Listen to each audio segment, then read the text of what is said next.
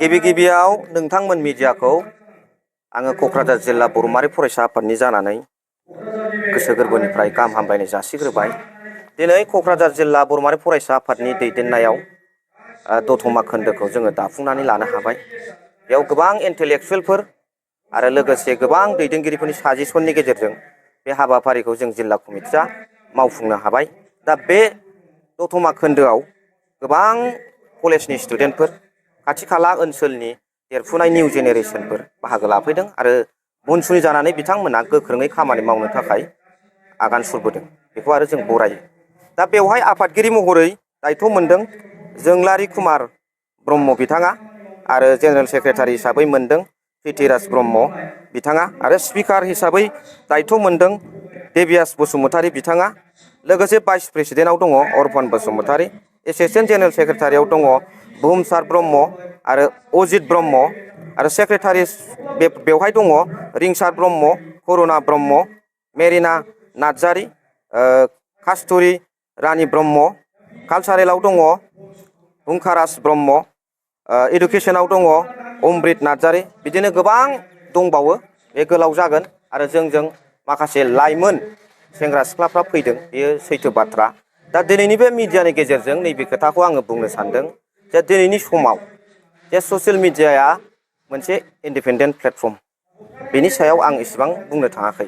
थेवब्लाबो जोङो माखासे हारि दानो नागिरनायाव, समाज फोसाबनो नागिरनायाव नैबे बाथ्राया बुंथारनांगौ होननानै आं सानो आरो फोथायो।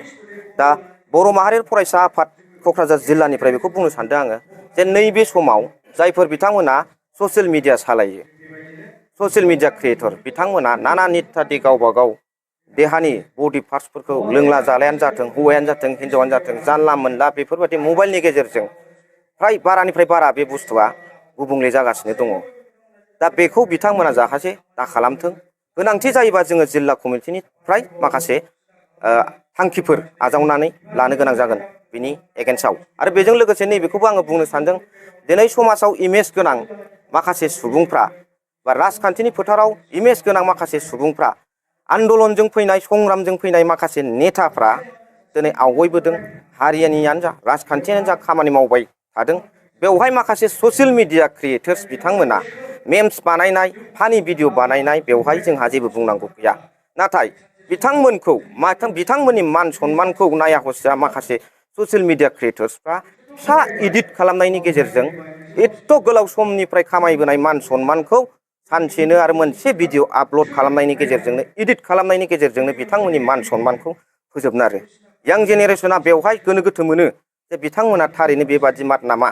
बेखौ बे दिनैनि थासारियाव बे जोबोद मोनसे भाइरास बादि गोसारगासिनो दङ। बेखायनो जोङो क'क्राझार जिल्ला बर' माहारि फरायसा आफादा गोनांथि जायोब्ला, बारानिफ्राय बारा जायोब्ला समाज फोसाबनायनि खेथ्रआव बेफोरबादि माखासे गेना गोरोन्थिफोरखौबो जोङो आखायाव लानानै दबथायनो गोनां जागोन। आं बेखौ दिनैनि बे खोन्दो दाफुंनायाव बाहागो लानानै बे नोंथांमोननि मिडियानि गेजेरजों बेखौ फोरमायो।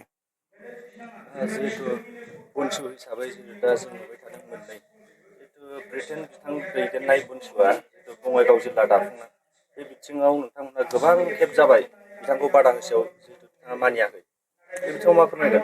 गुड कुइसन। बियो रायजो राजाफोरनिसिम जोङो बुंथारनांगौ। क'क्राझार जिल्ला बर' माहारियारि फरायसा आफादा मानाव गेदेर मिरु बनसुनि आफादगिरि बनजित मन्जिल बसुमतारी सार दैदेननाय जे बनसु, बेनो एक नाम्बार फाउन्डार प्रेसिडेन्टआबो बिथाङानो। दिनै फाउन्डार प्रेसिडेन्टआबो दंगासिनो दङ।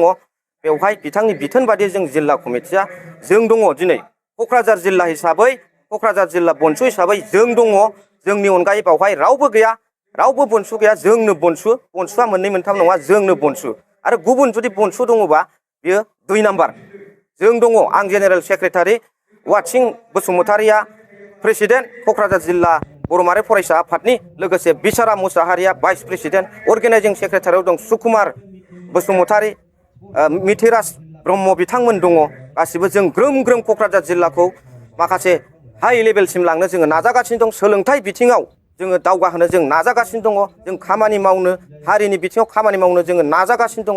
बनसु हिसाबै दा जोंनो दङ, गुबुना जेबो नङा। रायजो राजाफ्रा गोरोन्थि साननो नाङा, गोरोन्थि बुजिनो नाङा, गोनो गोथो जानो नाङा। जों जावले जावले होनबाय जोंनो दा बनसु हिसाबै मानाव गेदेर बनजित मन्जिल बसुमतारी बिथां दैदेननाय बनसुआनो बनसु, आरो गुबुन बाव बनसु गैला।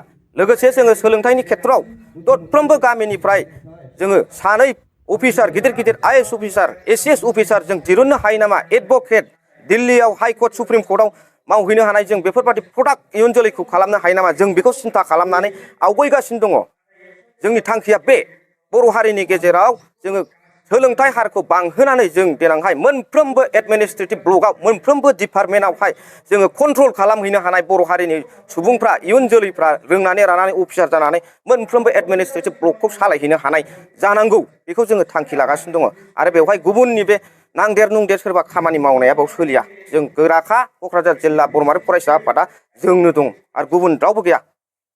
बनसु हिसाबै फैबाय थानाय बिसायख'थियाव बाहागो लागोन। जों फरायसा आफाद जों राजनितिकनि खोथा बुंनोबो थाङा आरो बेनि सायाव कमेन्टसबो होनो थाङा आरो राजखान्थियाव बाहागो लाया जों फरायसा आफाद बे बिथिङाव आङो जेबो बुंनाय नङा जों जेबो कमेन्ट होआ। बबेबा मोनसे दोलोखौ सापर्ट होगोन नामा? सापर्ट जों बेबादि दोलोखौ सापर्ट होआ जों फरायसा आफाद हिसाबैनो जोङो थागोन।